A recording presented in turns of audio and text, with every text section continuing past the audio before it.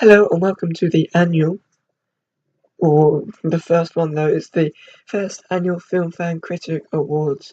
This is where I do my own version of the Oscars.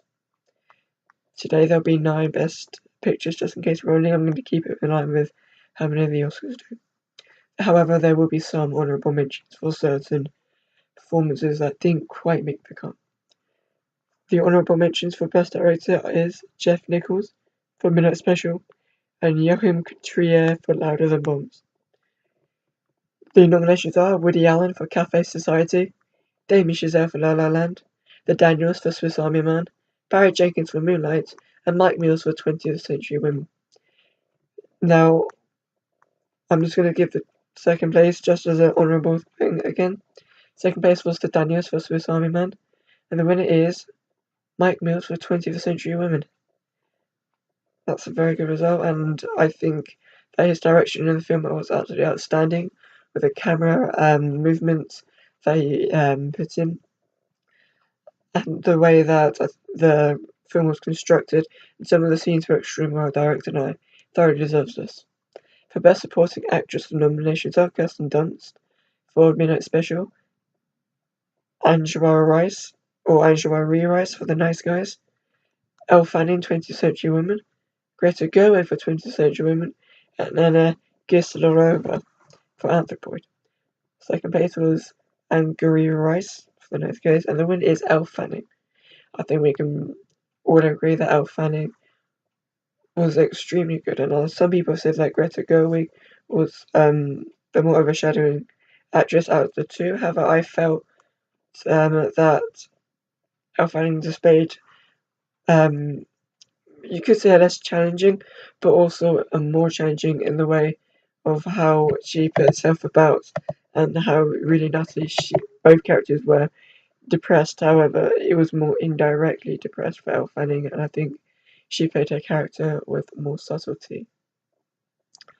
For Best Supporting Actor, the honourable mentions are Vince Vaughn for Hacksaw Ridge and Lucas Hedges for Manchester by the Sea. The nominations are Joel Edgerton for Midnight Special, Jack O'Connell for Money Monster, Daniel Radcliffe for Swiss Army Man, David Druid for Louder Than Bombs, and Billy Crudup for 20th Century Women. And there is no second place because they're all joint second place. However, I'm going to have to give the winner to Jack O'Connell. He's a career that I've followed for years, ever since I saw him in United. I think he was absolutely outstanding in 71, and especially started up, and he just highlighted what makes him such a good actor, and his accent, for me, as an Englishman, was top notch. I mean, I don't really listen to broken accents, but it seemed very good, and I have to say, I was very impressed with his performance. For Best Actress, we have the most overall nominations, with Naomi Harris for Moonlight, Emma Stone for La La Land, and Isabelle Huppert for Louder Than Bombs. The nominations are Amy Adams for Arrival, Viola Davis for Fences, Natalie Portman for Jackie, and Annette Bening for 20th Century Women, I Hope I Can Speak, and Haley Squire for I, Daniel Blake. Again, all of these are joint second place, but the winner just edging was Haley Squires, because I think that her role brought so much emotion, and the way she went into this role, I think about how she prepared for it. I mean, all these roles were very difficult in their own unique way, but I think Haley Squires was very underrated, and I think she deserves a lot more recognition than she gets, and I believe that her performance just slightly elevated herself. For Best Actor, the honourable mentions are Ryan Gosling for The Nice Guys, Lucas Jade Zisman for 20th Century Women. For Best Actor nominations are Michael Shannon for Midnight Special, Paul Dano for Swiss Army Man, Denzel Washington for Fences, Dave Johns for I, Daniel Blake, and Ashton Saunders for Moonlight. Again, all joint second place, other than Dave Johns, who wins for I, Daniel Blake. The fact that he's a comedian, and his comedic timing was very good, especially at the beginning, but the way he commanded this role, and the way that he seemed like this is his first film role, and he seemed like he'd been doing it all his life, and the way that he's a comedian, and that it seemed like he was had always been dramatic. It just brings this role. I think this film is absolutely outstanding. For Best Picture, I'm going to do a top three. The nominations are Arrival, Swiss Army Man, 20th Century Women, Midnight Special, The Nice Guys, Jackie, I, Daniel Blake, Louder Than Bombs, Sorry About My Phone, and La La Land. In third place is I, Daniel Blake. Second place is 20th Century Women, and the winner, weirdly, without getting any wins in the other categories, is Swiss Army Man.